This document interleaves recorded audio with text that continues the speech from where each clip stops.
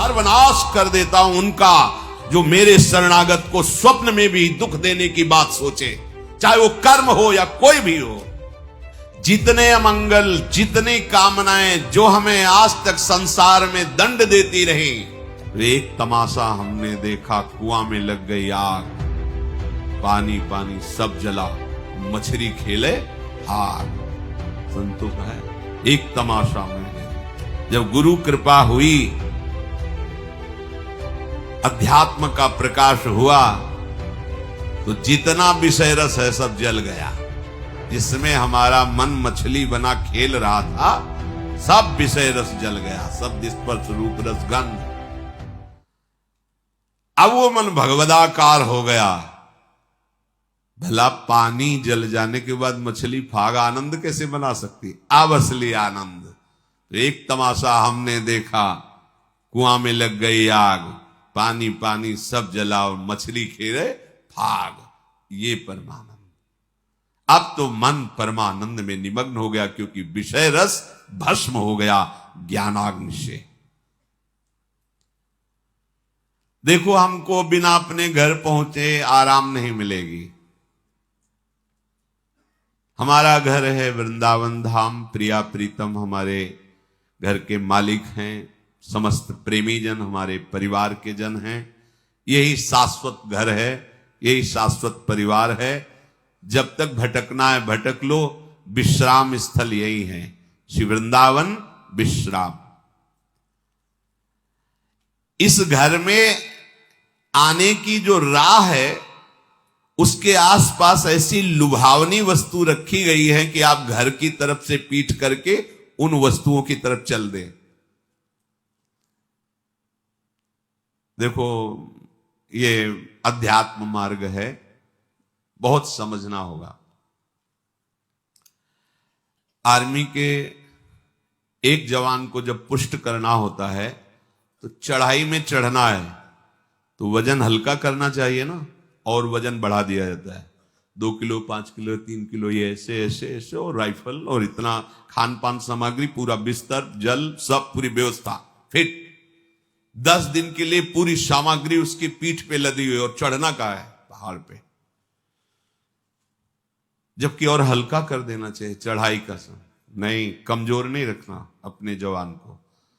ऐसे ही श्री भगवान कहते, जिस पर मैं कृपा करता हूं सर्वस्व नाश कर देता हूं। बंधु विच्छेदम, परिवार उसके प्रति नफरत करने लगता है। जीवितम कष्टेन, सा कष्टेन जीवितम, वो बड़े कष्ट से जीवित रहता है। सुन के डर जाओगे, सुन के डर जाओगे कि अरे भगवान कृष्ण की कृपा का ये फल है, ये तो हमें बिल्कुल नहीं चाहिए। अब इसमें गूढ़ बात है, ये भयावह करके परमानंद की बात श्री भगवान कह रहे हैं। जैसे बनचंद महाप्रभु जब राधा वल्लभ लाल जी का मंदिर बनने का था, तो बहुत से धनी मानी तैयार हुए, तो उनका जो राधा वल्लभ लाल जी का मंदिर बनवाएगा वो मर जाएगा। अब आगे आओ, कौन बनवाएगा? कोई नहीं।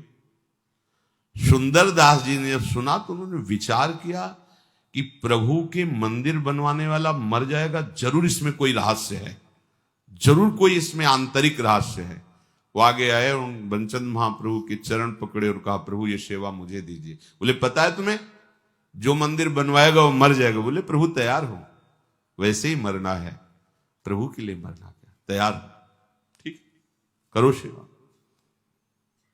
पर प्रभु एक इच्छा है, एक बार मंदिर बन जाए और 1 साल राधा वल्लभ जी के पूरे उत्सव देख लूं, फिर मर जाऊं तो। मुस्कुरा दिए, बोले ठीक है, ऐसा ठीक है। मंदिर बना, 1 साल उत्सव हुई, और श्री जी के सामने बनी वृषभानु नंदनी आज, भूषण वसन विविध पहिरेतन, पिय मोहनित साज। ये समाज में पद हो रहा है और आप निकुंज पधार रहे। शब्द क्या था? मर जाओगे। आंतरिक फल क्या था? जो मंदिर बनवाएगा सीधे निकुंज जाएगा, तो लाखों के नंबर लग जाते। बात वही है, लाखों तैयार हो जाते, केवल मंदिर बनवाने से निकुंज की प्राप्ति। प्रभु मेरा धन, मेरा धन, लेकिन मर जाओगे, पीछे हट गए। समझ रहे हो ना? महान वस्तु को भयावह में छुपाया गया है। भगवान कह रहे जो मेरा अनन्य भक्त होता है और मैं जिस पर कृपा करता हूं उसका सर्वनाश कर देता हूं। सुन के ही भय लगता है। दूसरी बंधु विच्छेदम, परिवार का कोई प्यार नहीं कर सकता उसे, ये मैं रचना रचूंगा। सा कष्टेन जीवितम, कष्ट पूर्वक जीवन जिएगा, मरेगा भी नहीं, कष्ट पूर्वक जिएगा। अब लगता है कि प्रभु ऐसी कृपा आप मत करो, ऐसी कृपा। अब इसका आंतरिक भाव, जितने अमंगल, जितनी कामनाएं जो हमें आज तक संसार में दंड देती रही, अहम तो हम सर्व पापेभ्यो, सर्वनाश कर देता हूं। किसका? अहम तो हम सर्व पापेभ्यो मोक्षयिष्यामि मां शुचा, सर्वनाश कर देता हूं उनका जो मेरे शरणागत को स्वप्न में भी दुख देने की बात सोचे, चाहे वो कर्म हो या कोई भी हो। अगर ऐसे तो हृदय उत्साहित होता है ना, जब कह रहे हैं उसका सर्वनाश कर देता हूं तो घबरा जाते ना कि ऐसा। बंधु विच्छेदम, क्या? भाई, माता, पिता, परिवार, उसका मैं बन जाता हूं, मैं उसका भाई बन जाता हूं, मैं उसका दोस्त बन जाता हूं, मैं उसकी मां बन जाता, सारे संबंधों का पोषण मैं करता हूं स्वयं। सा कष्टेन जीवितम, वो मेरे प्रेम में व्याकुल होकर अपनी श्वासें पूर्ण करता है। ऐसा नहीं कि असाध्य रोग हो गया तो वो कष्ट से जीवित, नहीं। ये हम अंतर की बात जो प्रभु ने समझाया वो तुम्हें बता रहे, नहीं वो तो बिल्कुल ऐसे बोल दिए जिससे सब भयभीत हो जाए। बहुत कीमती वस्तु को भयावह जगह रखी जाती है। देवलोक में अमृत रखा हुआ है, वहां 2 सर्प ऐसे हैं, अपलक दृष्टि से रहते हैं। उनकी दृष्टि में जो आएगा तत्काल भस्म हो जाएगा, चाहे देवता हो या कोई हो, उनकी दृष्टि नहीं पड़नी चाहिए, क्योंकि अमृत है।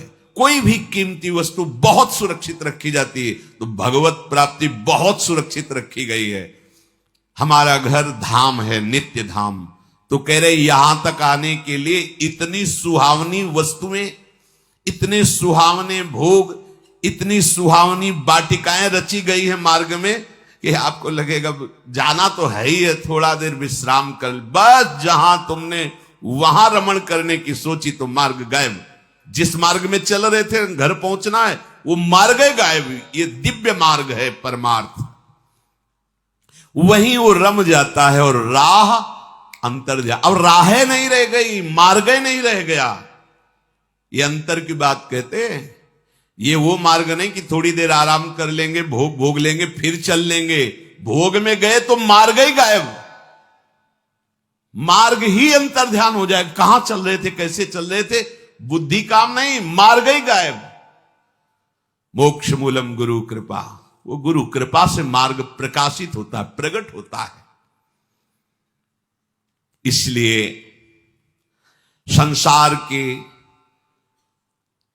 कल्याण के लिए जो अनुभवी संत महापुरुष जन हैं, वो चीख चीख के कह रहे हैं कि घर लौटो घर, ये संसार दुखालय तुम्हारा घर नहीं है। पर राह में अटको मत और भटको मत। ये राह में ऐसे पथिक अटक जाते हैं और भटक जाते हैं जो थोड़ा मन चले होते हैं। थोड़ा मन चले अर्थात मन के अनुसार कर। इस मार्ग में मन चलों का खेल नहीं है। इस मार्ग में मन को निग्रह करना है, मन को हटा करके अपने प्रभु तक पहुंचना है। कब तक इस मन को दुलार करते रहेंगे? थक गए। कभी विचार करके दे, कितना गंदा है मन यार, कहां फंसाता है, कहां लगाए हुए हैं। सोचो कहां लगाए हुए, कितनी भुलावे की खेल। ऐसे अभक्ष पदार्थ खवाता है, ऐसे अपेय पदार्थ पिलाता है, ऐसे अकृत्य कृत्य कराता है जिसे घृणा हो जाए। पर ये माया ऐसा आसक्त कि उसी में वो जीना, उसी में सुख, उसी में वो आनंद का अनुभव करना चाहता है। अनित्यम सुखम लोकमिमं प्राप्य भजस्व माम। ये अनित्य है, असुख है संसार। प्रभु का भजन करके प्रभु को प्राप्त हो, स्वयं कह रहे हैं। इस अनित्य में मत फंसो, ये तुम्हें स्वतंत्रता दी गई। तुम प्रारब्ध के अधीन नहीं हो, कोई पशु नहीं हो, मनुष्य हो। प्रारब्ध शुभ अशुभ कर्मों के जो संचित हैं उनमें से कुछ परिणाम निकालकर इस शरीर को दिया गया है। आप जो चाहो कर सकते हो, घोर पाप कर सकते हो और बहुत दिव्य भजन करके भगवान को प्राप्त कर, यह स्वतंत्रता है आपकी, बिल्कुल स्वतंत्र हो। आप मनमानी आचरण कर सकते हो और आप शास्त्र के अनुसार चल सकते हो।